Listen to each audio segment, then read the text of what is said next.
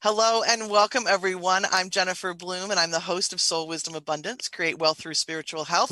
And this is actually the anniversary of the podcast. So I'm now officially into a second year of this show, and I couldn't be more thrilled, couldn't be more delighted that you all are along for the ride. We spent a lot of time talking about how to do money differently, how to really lean on our soul money relationship so that we are creating prosperity consciously instead of doing it through our money pain, our wounds, and all of that old junk that does tend to get in the way sometimes. And the most of the time when I'm talking on the podcast, we are reaching for that conscious connection, reaching for something that is going to create some sort of tool that's going to bring us more into consciousness. But I think we do tend to skip over the pain part, right? It's easy. We'd rather skip over the pain. Let's just get conscious. Let's not deal with it. And there are a lot of ways that that's a good thing. We don't need to rummage around in the past, in the trash, and all of that. But with money, the wounds can go deep. They can create trauma in our body, and we can accidentally end up creating out of those wounds when we think that we're creating consciously. So it's really, really, really worth the conversation. And I have two amazing women here to have a conversation with today. They've both been on the podcast previously, but we are going to do this as a trio today. And I can't wait to see what comes out of it. So let me quickly introduce you to both of my guests. Let me start with Dr. Monique Hunt, who is a spiritual teacher. She's the founder of the Ancestor Wisdom School.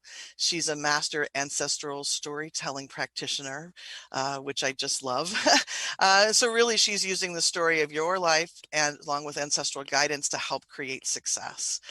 And then, of course, Jennifer Urezzio, who is a master intuitive and the founder of Soul Language. And we spend a lot of time on this program talking about soul language. And and the reason to do that is because it is a tangible tool, right? It's a way to really tangibly connect with your soul and to get really clear answers. And all of this wisdom here is going to be really important today. So welcome, ladies. I'm so glad you're here. Thank Thank you. you. I'm happy to be here with Yeah. Thrilled. both of you. Yeah. Yeah, this is gonna be fun. This is gonna be fun. All right, so this conversation is actually in advance of a course that we're teaching. So for those of you who are listening, if the information, if the tips and the tools and everything that we provide today is intriguing, I'm going to invite you to take a look at that course. Starts January 11th, and we'll be going a lot deeper into just as we have more time, a lot deeper into what we're talking about today. But let's start talking around the area of money trauma, because I think people kind of have an idea. We've all had experiences with things that are traumatic around money, but what does money trauma mean to each of you? Jayu, why don't we start up here and then we'll go forward. Well, I was thinking, Jennifer asked me what money trauma would be. What would I say? And, the image came to mind of, you get in your car and you're going to the dog park for me.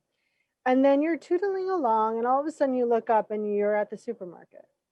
And you just kind of went to the supermarket without even consciously knowing that you were doing that. And money trauma is like that. It tends to be really sneaky, really hidden.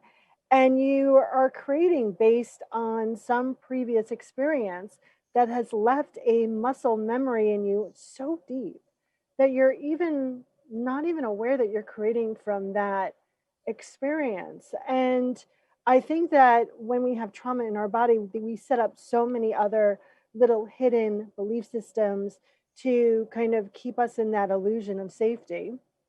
And as you would say, it creates a lot of pre-suffering.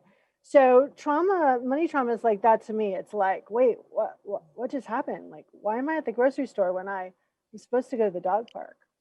Right. Why do I now have $100 in my bank account when just yesterday there was 800, right? It's just sort of that blind, like not having any sort of clue, right? It's like, it's like something is evaporating. Yeah.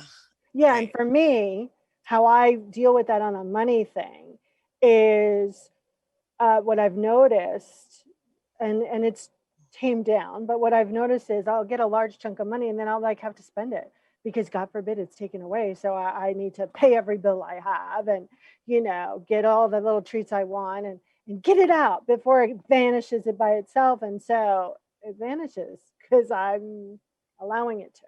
Yeah, absolutely. Monique, what would you add? So I would add the ancestral piece, of course. Yeah.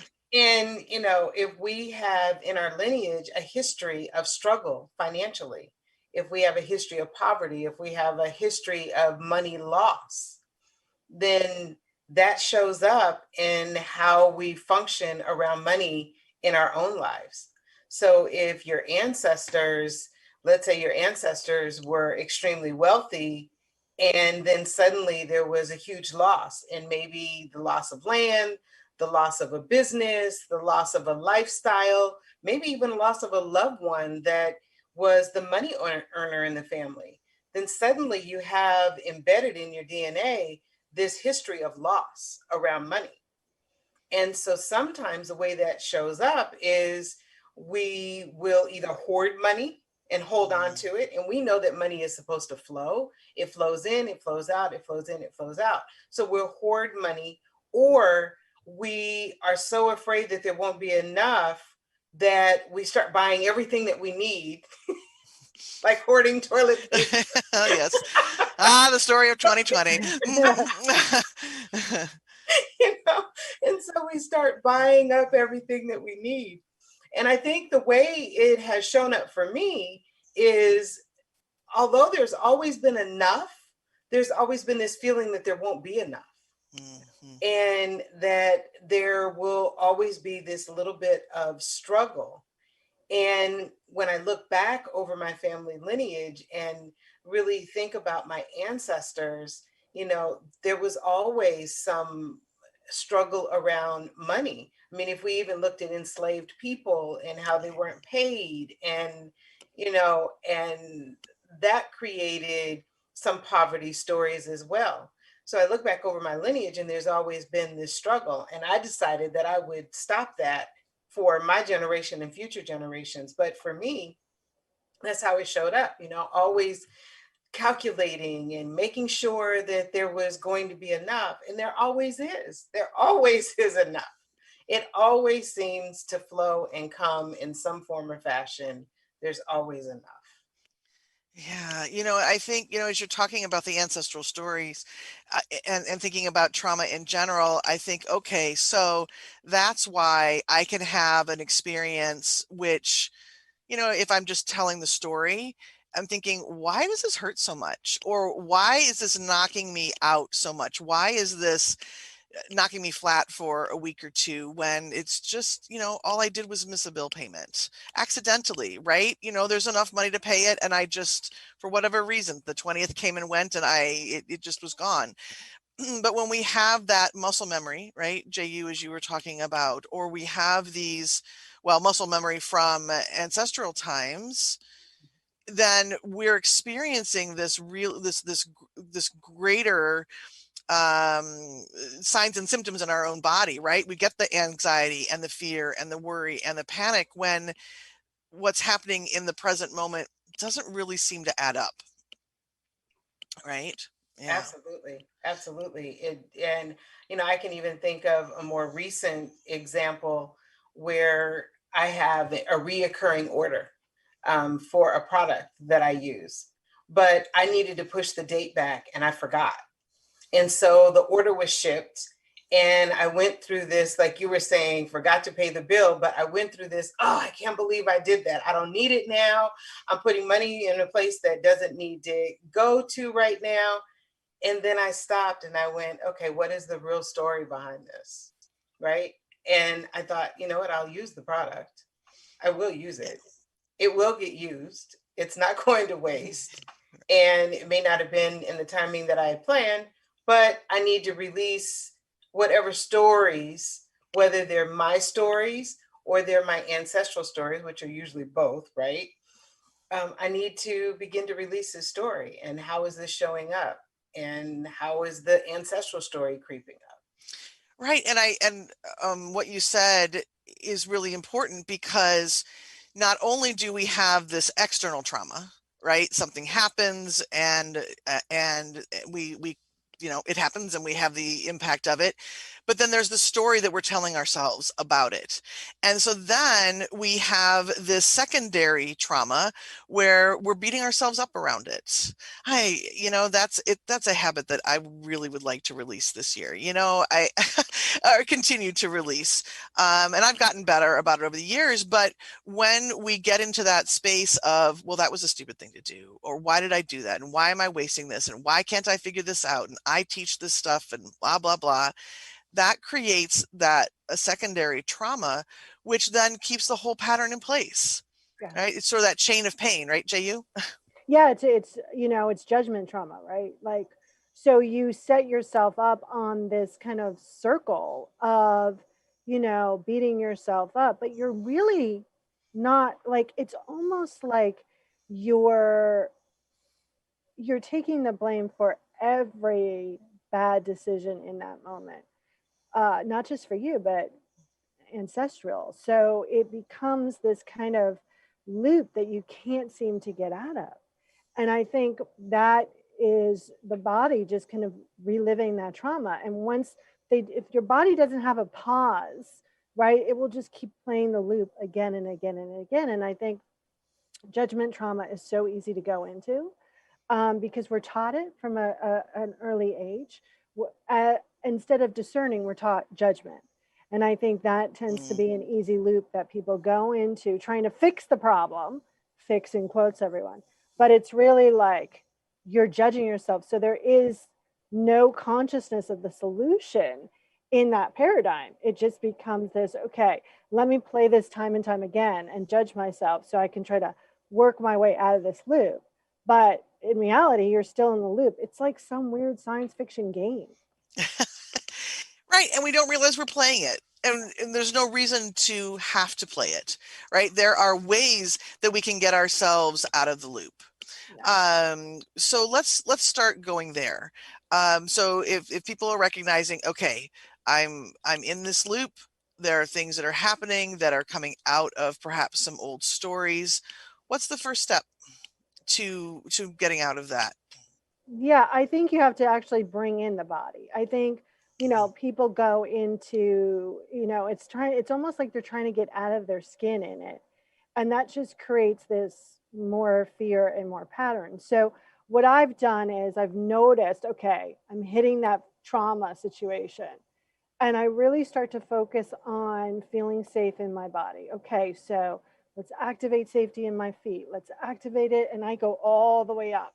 And it kind of looks like, when I do it, it kind of looks like that champagne kind of bubbly sensation. So I go up all the way up to safety, and I start to notice, like, okay, let's calm the body down so we can reconnect and we can create something new. So that's the first thing I do, is I bring the body into that experience and work with safety in the body first. Yeah, that's absolutely an important component, because if we leave the body out, you're just going to keep getting those signs and signals of the trauma over and over again, even if you're working hard to disconnect the story, right? And that the body's involved if you're noticing things like your stomach getting in a knot when you sit down to have a money conversation, any money conversation, even if there's plenty of money, or you notice your heart starting to flutter a little bit, or tightness in your chest, or any sort of fear or anxiety. Money, or the thing in the throat where you feel like you're going to cry and you're not there, but you feel like it's like that feeling. Yeah, I think we get so used to that feeling around money that we don't even notice that it's coming up, right? It's just, oh, money, ick. And so bringing in that body, bringing in safety, I would say being able to sit down even with your bills and just breathe. Notice what you're feeling and bring yourself into that feeling of safety, bringing yourself into that feeling of even neutrality in the moment. Monique, what would you add? Well, one of the things that I would add is we're definitely not only talking about a lack of money, but those same experiences can happen for someone who has a flow of money, you know? We can still go into that trauma. We can still have the piece in the throat that's going on, even when there's enough, right? Even when the money is flowing and we're sitting down with the bills and doing the bills, we see it going out, and we can have that same trauma feeling, the same response. And so what I would add to, really going into your body is also taking a moment to think about, what is the history in my family around money? And am I just replaying the experiences of not only my ancestors, but maybe, your parents, your aunts and uncles, your grandparents, who all may still be alive? What is their story around money? And are you reliving their story?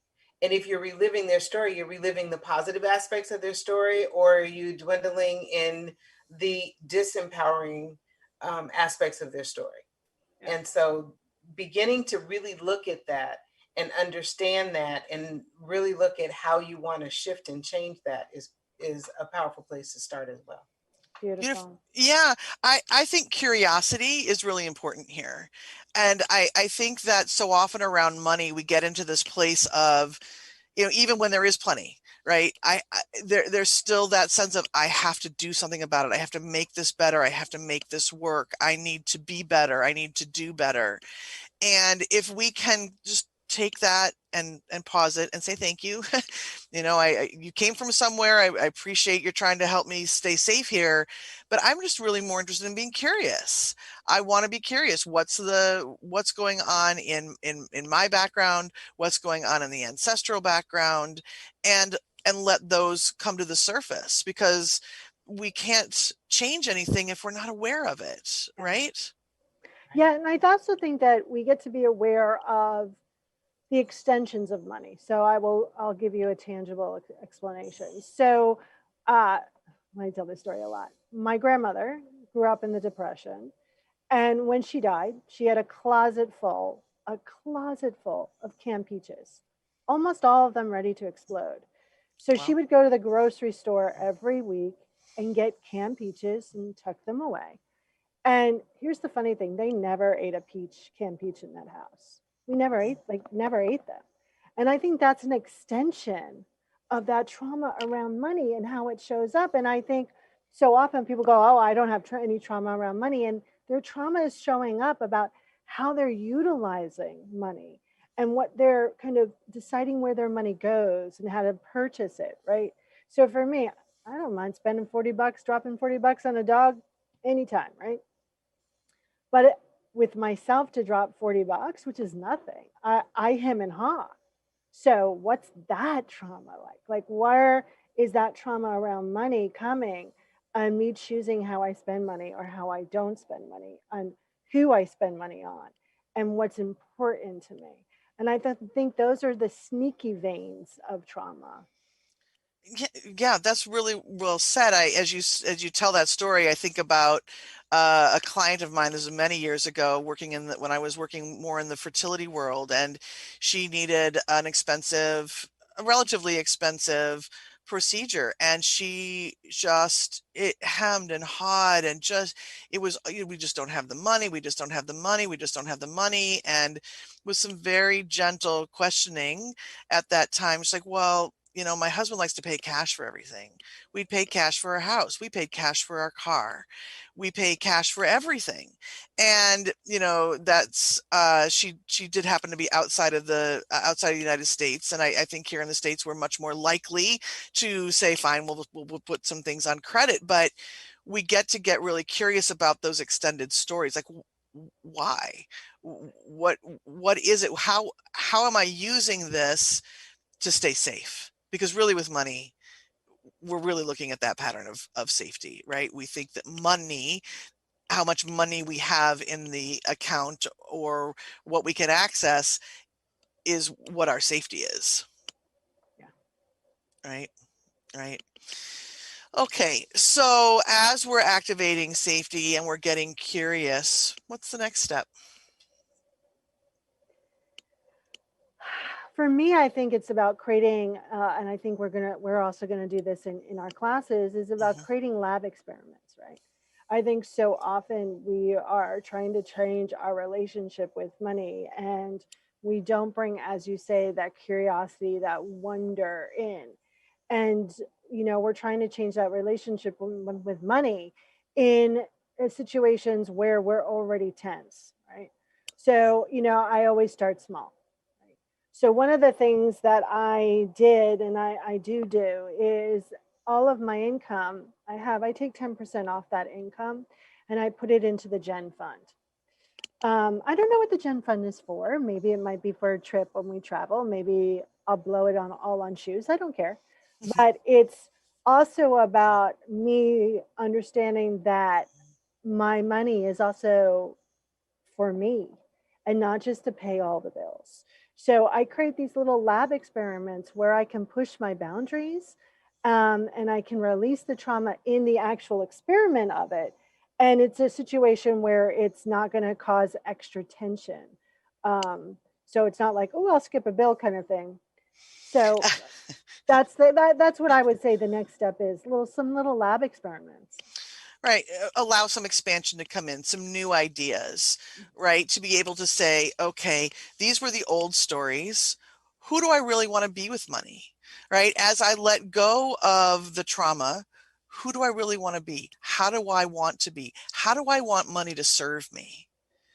And when you start being able to ask those questions and you realize you can ask those questions, because I'm not sure we all realize we get to ask those questions, right? We think money's in charge. There's so many cultural things out there to say money is the one with the power. And we're all behind the scenes doing all these gymnastics to try to do something so that money will favor us or the divine will favor us. And that's just not really how it works. Right. So if we get into that place of expansion and ask those bigger questions, we can begin to move out of that trauma. Monique, what do you think about that place of expansion? And for me, that place of expansion comes from asking myself, what is it that I want with this money? Why do I want it? What is the reason for it? What is the purpose behind it? How will it serve me and how will it serve others? And really taking a look at, when I look at money from the bigger picture of what I would like to do with it and how I would like to support others as well as myself, then I find that it opens up and it flows in. And that I start to not have as much trauma around spending it and around receiving it, because that's the other part, right? Right. Sometimes we have some trauma around receiving it. And so I find that it begins to become more peaceful when I really focus on what is it that I want with this? Not just want money, but what do I want to do with it? Do I want to help someone else? Do I want to donate it? Do I want to go out and buy shoes like Jennifer said? I'm a shoe fanatic. Do I want to go on vacation? Do I want to take other people with me on vacation? What is it that this money represents? Not just filling up the bank account, not just keeping it for myself, but what is the bigger picture? What is the bigger picture? What is it that I want? And I find that when I do that, it comes from a place of love, and I begin to love that flow in and out. The other piece that I look at too is blessing the money. Any money that I get, I say a blessing over it. Whether it's in my bank account or in my hand, I say a blessing over it. And I ask that money not only bless me, but bless anyone who touches it, anyone who receives it, anyone who needs it, that this money be a blessing and it energizes them in some way and helps them fulfill their goals and their needs and their desires and their wants. And when I do that, I find it takes some of the struggle out for me, and it takes some of the feeling of lack or not having enough to cover this or cover that, when, like I said, I always do, but that comes up. Right. You're really changing the purpose of money.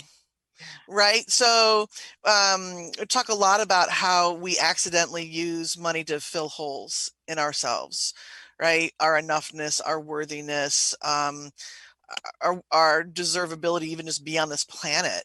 And so when we view money in that way, yeah, of course we're going to hold on to it really hard. Of course we're going to beat ourselves up when we think we don't have enough. But when we can really remember that that's not money's job, it was never money's job. We thought it was money's job, and maybe even we had a family story around that, or we've had a time in our life when it really looked like it was about our worth or our deserving. But as soon as you realize that money is something to play with, and it's at its base, it carries a lot of joy and a lot of love, right? Now we get to we're completely out of the trauma field, right? And we get to do things in a brand new way. Yeah. I think it's also important about consistency. I think trauma is so Mm, consistent, you know, and as Monique was talking, I was like, oh, I haven't been doing arigato money, which is the Japanese way of appreciating money, because I love to say arigato money, right? I'm like, oh, you know, trauma is consistent. And I think you get to be consistent with your new relationship with money. And that will also help release the trauma around your money relationship. I mhm. love that. Yes. Yeah, and especially since trauma tends to make us want to do this. Yeah. Right? We want to hide from it. We want to not look at it. We want to avoid it. And again, those are all signs and symptoms that you're working out of some sort of a money pain or money wound, right? Yeah. Yeah. So as you get into the regular daily habits, and we've got to treat it like a relationship, right? You can't do this when you're in relationship with your partner or your best friend or your mother or even your boss, right? You really need to show up for it in a regular way so that it understands. And again, I'm sort of anthropomorphizing money. Money has no free will. It's going to Right. follow whatever we do. But at the same time, we have to show up, right? And so when we don't show up, it's not going to, that's what's going to get reflected back to us, right? Yeah. Yeah. Okay. So as in just a few moments, we're going to go into break. But I'm curious before we do that, what do you think is a good question that people can start to ask themselves even when they're in the midst of trauma? What's a really good question to start to shift out of the trauma? And then we'll talk about what that means on the other side of the break. For me, I think the question that I always ask is, am I operating from pain or consciousness? Mm. And that usually goes, oh, wait, I'm operating from pain. And that allows me just to, you know, it jolts my system. So that's the question I use. Beautiful. And mine would be, is this my story, or is this a story that has been passed down from generations? Yeah. Yeah. Okay. And mine, which is in the vein of pain or consciousness, is, am I in the energy of the problem or the solution? Right? Because we tend to operate in the problem and thinking that we are in the solution, but that's not how that works, right? Yeah. Yeah, and Okay. I think you need a number of questions that are saying the same thing so you can outsmart yourself. Right, because, and this is something I want to talk about on the other side too, is when you're in that pain place, it's hard to ask that question about consciousness. It's hard to have enough connection to be able to see outside of yourself, or at least that's my story. So I want to hear more about that. All right. So I tell you what, why don't we go ahead and take a quick break? You're listening to Soul Wisdom Abundance on Transformation Talk Radio. And when we come back, my guests and I are going to talk about these questions, pose a few more questions, and then and ask the question, what do we do when we're in pain? All right. So stay tuned. We'll be right back.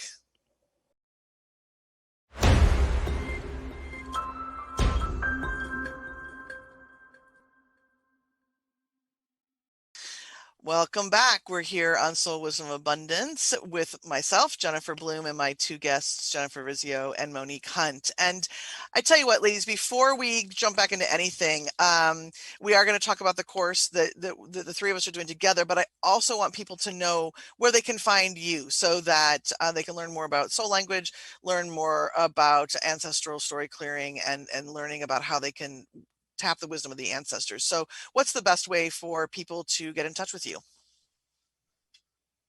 I'll go first. Go ahead. I should call on She somebody. mentioned you first, so I figured. We're both so polite that we're just we can sit here. You can find out more about me, Jennifer Urezzio, at soullanguage.us. There's some groovy audios, and there's a kind of free newsletter that you can sign up with, and I answer my own email and I pick up my own phone. So soullanguage.us. Super. Monique? Mine is drmonique.com. You can reach me there. And like Jennifer, I have some goodies there as well. There is a guide to connecting with your ancestors and some meditation audios to help you with that connection. And so you can go there, and I do the same that Jennifer does. I answer my email, I answer my own phone. You can connect with me, we can talk, and you can connect with me on Facebook as well. Fantastic. Yes. And I'm going to encourage any of you listening to check out these women. They are powerhouses and have so many things available to help you on your path to living consciously and living, which I think means living with more joy and ease. Right. So, all right. So back to the topic of money and money trauma. Before the break, we were talking about questions that we can ask ourselves as we're getting curious about what's going on, ways to get out of the pain and more into that conscious connection. So the question I have about your question, Chehu, is, when we're in the middle of pain and we are so disconnected. And again, I think money does this to us. And I think people are unaware of how disconnected we get when we're dealing with money. Again, whether it's lack, whether it's more than enough, wherever we are. So what is the first thing that you would say to somebody about how to clear the pain enough to be able to even ask a question like, am I in pain or am I in consciousness? Well, according to Psychology Today, people with trauma are continuously ready for the attack, whether real or imaginary, right? And so, in fact, people are living with money trauma and they're not even having a reaction, they're just waiting. So, I think the first thing that people need to do to kind of stop the trauma cycle is I would activate safety in the body. And I would use their body's lack of free will to do it. And so we call that divine intelligence. So I would say, divine intelligence, fill me with the feeling and knowing that I'm safe. And if it's real trauma, like you can't even get there, I would go, okay, divine intelligence, fill me with the feeling and knowing of the willingness to know I'm safe. And all you need is just a little tiny interruption, a blip, so you can pause long enough to start asking questions.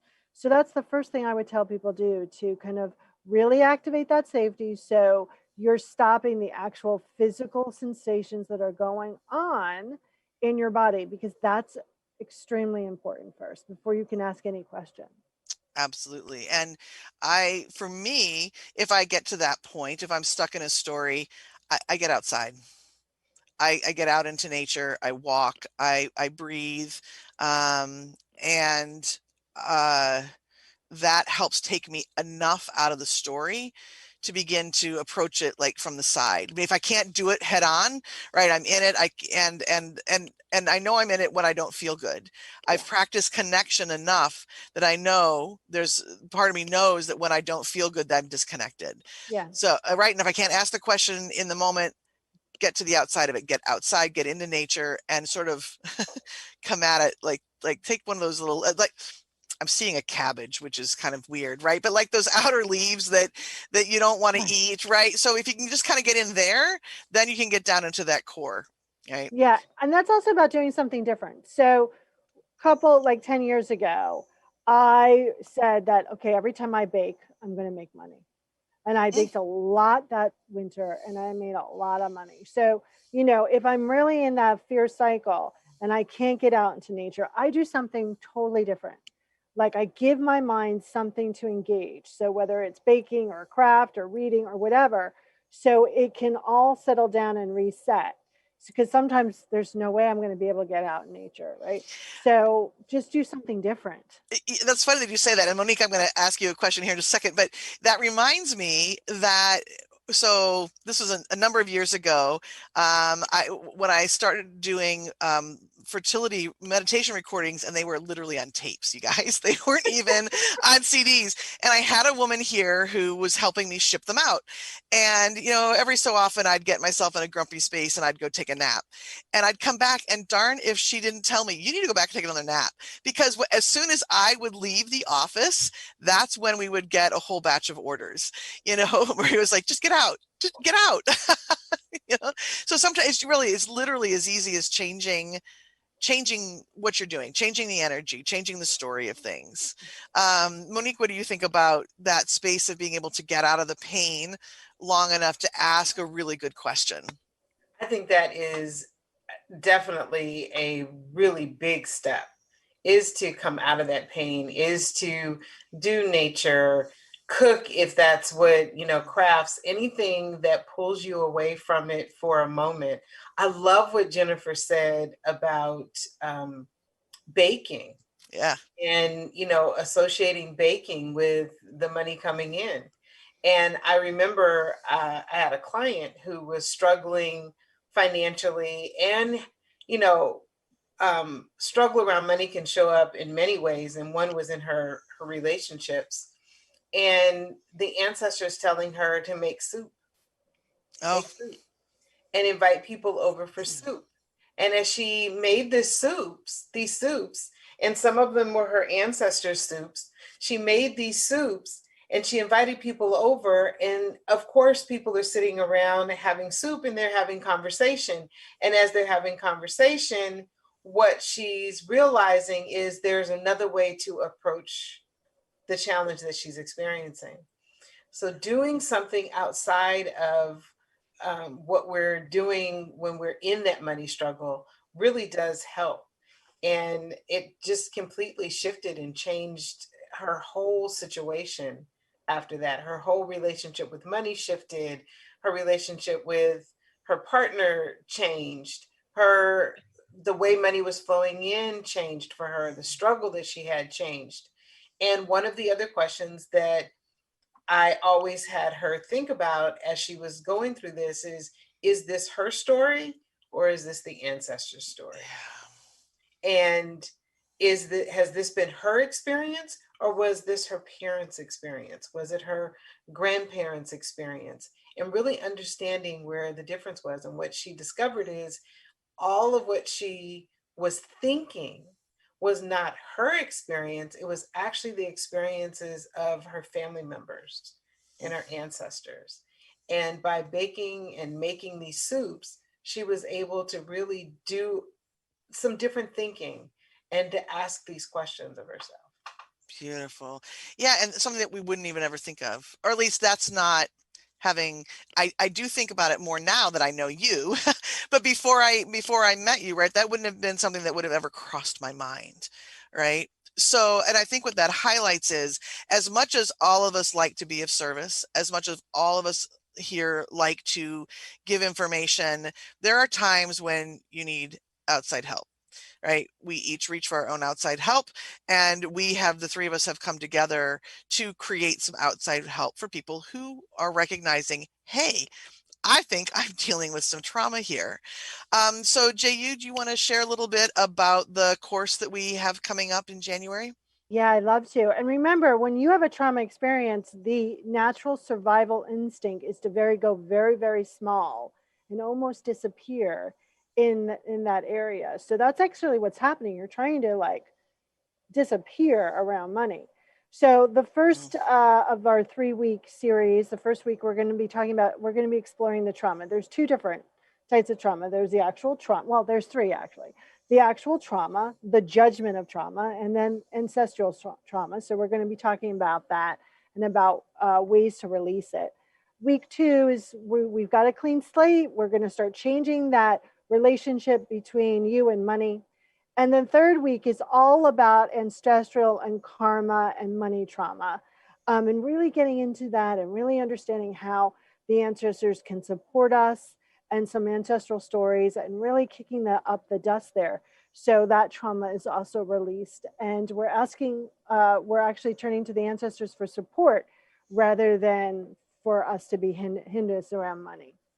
It starts January 11th and it goes to February 1st. And it's at noon on the West Coast, 1 o'clock Mountain Time, 2 o'clock Central, and 3 p.m. Eastern. And it's done by Zoom. And it's a 70-minute, and all of the classes are recorded. And the investment is $250, which is a steal. Yes. Yeah, well, it is. And I think that, if you haven't ever taken a course, Jay, you and I have taught before together. Jay, I believe you and Monique have taught together before. So if nobody's experienced any of ours, these are experiential classes. This is not where we sit and talk at you for 70 minutes. Nobody needs that. But really what our goal is for you to walk away with not only new understanding about the trauma that you are holding on to. Not only are we walking away with clearing out some of that trauma, but also tools that you can put in your toolbox for when it happens again, because it's going to happen again. You know what, money trauma comes up, and wouldn't it be amazing to be able to just identify it in the moment, move through it, and not have to have it become this great big thing that you pass along to your own children, pass along to your nieces and nephews, pass along to that next generation. I think it would we live in a world right now where money is this really weird resource, and it's one of my missions to be able to clean that up. If all of us can know how to have this really clear connection with our own money relationship, the world changes. If I don't have to rely, and it's not about not relying on other people, but if I know that I am my own renewable source of resources, the world opens up in a brand new way. Yeah. All right. So I know I'm really looking forward to the course and the interactiveness of it. Monique, anything else you'd like to share about the course coming up? Yeah, well, one of the things I definitely want to share is that not only have we come together to support other people with their money trauma and healing that and being able to recognize it, we've supported each other. So much of what we will be sharing is what we have also done with each other from time to time. And that's why we know that it works. Yeah. Right. We helped each other with it. And so we know this works because we've been able to support each other with the different ways that we approach money trauma and healing. And so, yes, as we are doing this, as you mentioned, Jennifer, that we will not just be talking at you, but we actually will be giving you tools and resources and practices that you can put into place. And I know the ancestors always share spiritual practices that will support you with healing this trauma or any trauma and wounds that you may have. And so I know that they'll be sharing some really rich, like making soups in the kitchen, right? Well, I know the last time I talked to you about ancestors, it was about making brownies and Yes. adding in a little liqueur, because I had an ancestor. There was a particular liqueur that my ancestor liked. I mean, okay, hey, how often do you get that as a, Right. there's lovely side effects of the of the things that come out of this. I think it's right, it doesn't have to be painful, and I guess that's the other thing I want to say about this. It's not 3 weeks of doom and gloom and pain. Really, this is expansion. And I think that's one of the most important things to think about, is to come into that course being excited about how we can let go of old roots. I'm back to I've got, I guess I've got veggies on the brain. I don't know why, right? But clearing out all those extraneous roots that come, if you were to pull a plant out of the ground and just really begin to enjoy, right, the vegetable itself.